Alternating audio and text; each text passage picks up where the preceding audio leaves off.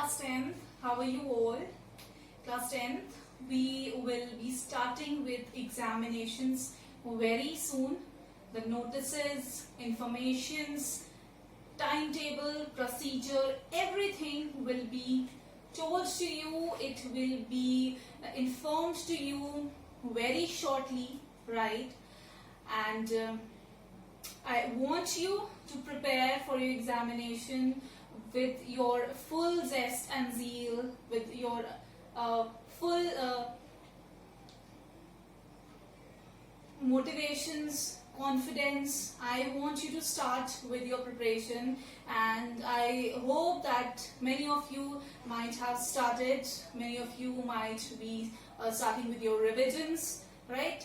And whatsoever is taught till date, that would be considered as your syllabus, that will be considered as the matter of examinations, right? Everything that is taught till date will come in your examination, right? The procedures, mode will be told to you by the school very shortly, right? The main work that you have to do is study. You just study and leave the rest to the school and we, right? Now, second important thing is that assignments. Your assignments do contain marks. If you are not sending the assignments, at least from me, do not expect marks. I have told you I have told you on the day when you visited the school, right? Many of you have visited me, many of you have visited the school, and I have told you that if no assignment, no marks, at least from my side, right? In my subjects, if you are not sending the assignments, I am not giving them, I am not delivering any marks to you, right? So if you want marks, please back up, send your assignments, show it to me, and then I'll consider, right? Now, moving on to the video, till now we have done, till supply we have done theory of supply. So in this video, it's not a particular video on a particular topic, but in this I will be talking about some important terms, some important questions, some important diagrams, right? So let's get started. So it is kind of a revision video for you people. Now we have done productive mechanism, we have done land, labor, we have done efficiency of labor, capital, what is entrepreneur, we have done theory of demand, we have done theory of supply. So till now this is the syllabus that we have covered, and this will be considered as your syllabus for the first terminal examinations, right? Now there are few terms. Let's start with chapter land. Okay, let's start with chapter land. So first thing that we are taking is land, right? Now in this I'll take firstly is the meaning of land, that what does actually land mean. So I have earlier also told in many of the videos, in the videos of this chapter, I have explained you that land is what? Land is a factor of production, right? It is a factor of production, okay? Secondly, it is fixed factor of production, right? It is fixed factor of production, that is, it cannot move, right? It cannot move. Its mobility is fixed, right? Its mobility is fixed.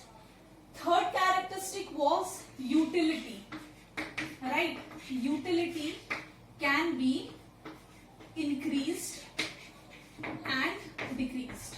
Utility of land can be increased and it can be decreased, and it depends upon the usage of land. It depends upon who is working on land and how that person is working on land. If you are working with proper techniques, you will increase the productivity or utility of land. If you are using outdated technologies, you will definitely decrease the utility of land, or maybe the utility remains same, right? Then it is that area of land, area can be increased increased and decreased, right? Area of land can be increased and decreased, but you cannot extend it or you cannot contract it. Means you cannot stretch it, you cannot contract it, but yes, definitely you can increase or decrease the utility of land. Right, so you can increase the utility of land and you can decrease the utility of land, whereas you cannot extend it, you cannot contract it. So these were some points, these were some topics of land. Right, now if I tell about the characteristics of land and what it is a free gift of nature, right? The land is fixed in supply. As the land is fixed in mobility, you cannot move it from one place to the other.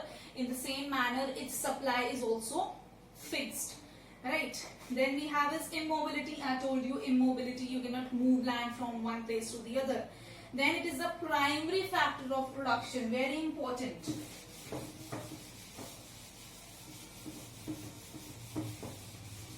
Very important, it is primary factor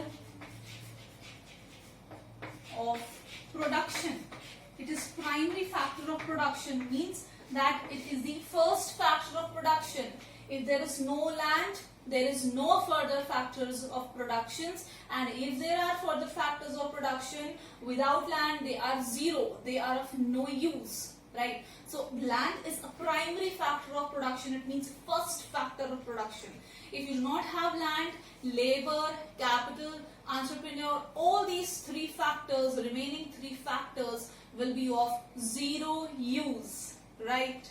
Then we come to alternative uses of land, and land is heterogeneous. Heterogeneous means that land is required everywhere. If you want to build a school, you require land. If you want to build hotel, you want a land. If you want to build resort, you require land. So it is needed everywhere. It is primary, it is passive factor of production, and also it differs in production and it differs in productivity. It is possible that the productivity of land near the river is very much, and it is very rich in nutrients, and it is also possible that the land is less fertile in concrete regions, in cities, or in deserts, right? So it is possible. Now this finishes with the characteristics and this finishes with the land, chapter land. So chapter land we had revised. Next, if I tell about labor, next chapter we did was labor. Now labor, first thing I told you in labor is that it is active factor of production, right? It is active factor of production. Active factor of production means that it is the only factor which brings all other factors of production, which is land, right, capital and entrepreneur, into combination, right, into combination. It is the only factor which brings all these three factors of production into combination, right?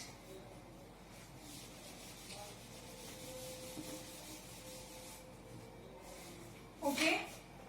Then we had types of labors. We have a lot of types of labors. I have already told you that only few types of labors we'll discuss. That is physical, mental, skilled, semi-skilled, unskilled.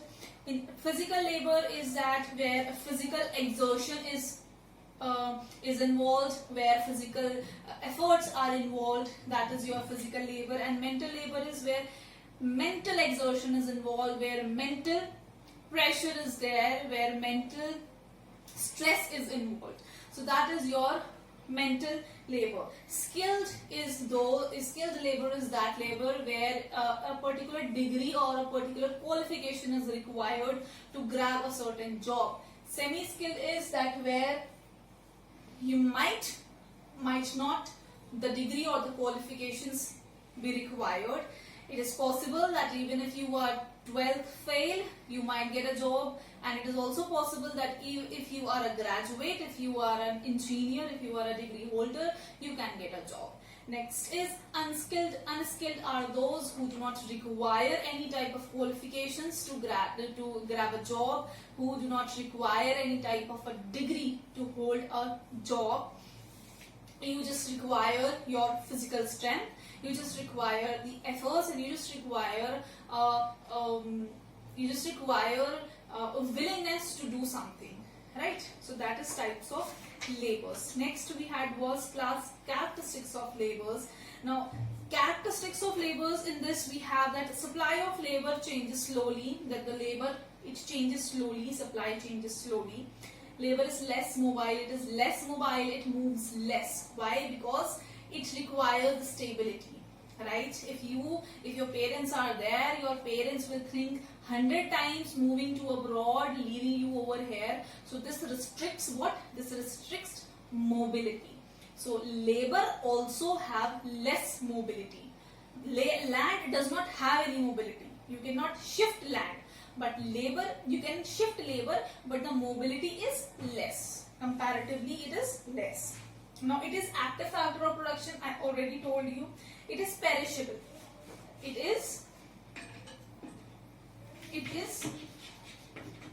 perishable.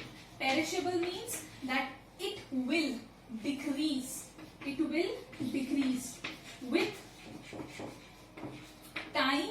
It will decrease with time. Its utility will decrease, right? So these were the characteristics of labor. Now next, where we jump to capital. Now I have told you capital, that we will not do capital actually. We will move to entrepreneur. Now, entrepreneur, I have told you that entrepreneur is one, he is a person, it is related to labor only. Entrepreneur is one, it is a person, he is a person who brings all these three factors of production together, and he organizes all these factors of production in order to produce something, right? He organizes all these factors of production in order to produce something.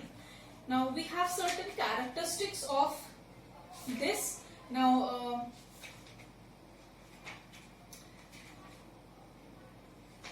we have certain qualities of an entrepreneur. Now, what are the qualities? That he should have leadership quality, right? Negotiating skills, he should have negotiating skills. He should be honest. He should know the business. He should have the knowledge of business. Farsightedness means he should think for the future and not just for the present. Courage, he should be courageous. He should not be scared of taking decisions. He should not be reluctant about taking the decisions. Okay, he should have organizational abilities. He should be a good organizer. Then only he can do justice with all these three factors of production. Risk taker, he should know how to take risk, right? Now next we come to theory of demand. In theory of demand we have done the theories, okay, and I'll just quickly do the theory of demand. So what the theory of demand says? Theory of demand says that when the prices will rise, demand will come down, and when the prices will go down, demand will go up. Right? Demand says that when the prices will increase, the demand will decrease, and when the prices will decrease, demand will increase. That is it is what I have told you earlier also, that it is what? It is consumer oriented concept. Consumer oriented concept means that it is related to consumers' mind, it is related to consumers' behavior, that it is definite and it is a human behavior that when money will increase for something, we will want to shift from that to another thing, Right. Like now these are days, what is happening? The prices of petroleum is hiking. They are increasing, and they are increasing to such level that we are thinking to shift from petroleum to CNG or to electricals, right? To electronic vehicles. So this is what that definitely when the prices will increase, our demand will decrease, and if the prices will decrease, our demand will increase, right? Now if I show this on a graph, if I draw a graph of it, how will I draw?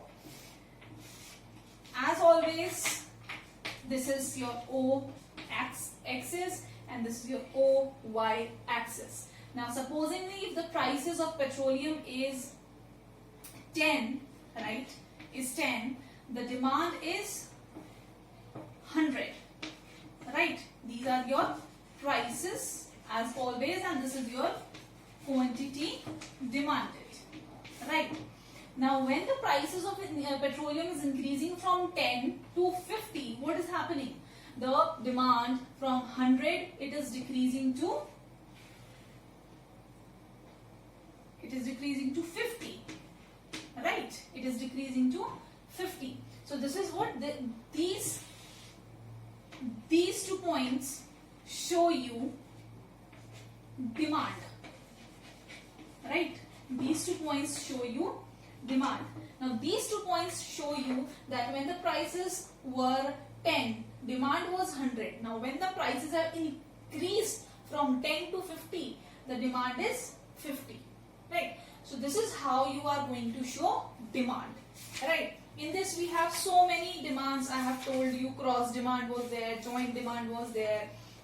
And then you have individual market demand, which is just one person. If you are showing just one person's demand, that is individual demand.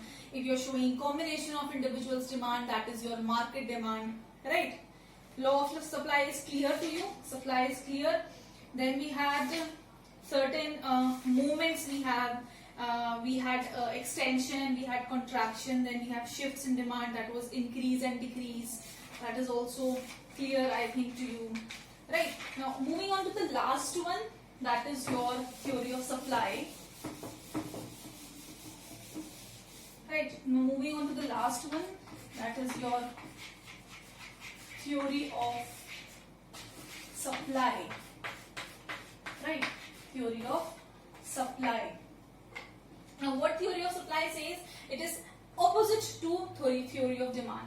It says that if the prices will increase, supply will also increase, and it says that if prices will decrease, supply will also decrease. That was consumer oriented concept. This is producer or seller oriented concept, right? Over here seller's point of view is kept in mind, seller's behavior is kept in mind. So over here it is that if prices will increase, supply will also increase, and if prices will decrease, supply will also decrease. Now if I prepare a diagram of it on graph, how will I show? This is O x-axis, this is your OY axis. Now it says that if prices were 10, demand was 50. If prices have increased from 10 to 20, supply has increased from 50 to 100. So this is what this is showing you, supply. This is showing you supply, and it is always an upward sloping curve, whereas demand is a downward sloping curve. Now I hope that this much will be clear to you. This revision, this quick revision will be helpful to you. You have time still. If you have any problem, you can ask me. You can come to me, contact me with your questions, queries, doubts, problems. I'll help you. But I will help you only then when you will approach me. Right? I hope this was clear to you. If any problem you have, I am there. And till then, take care. Bye-bye.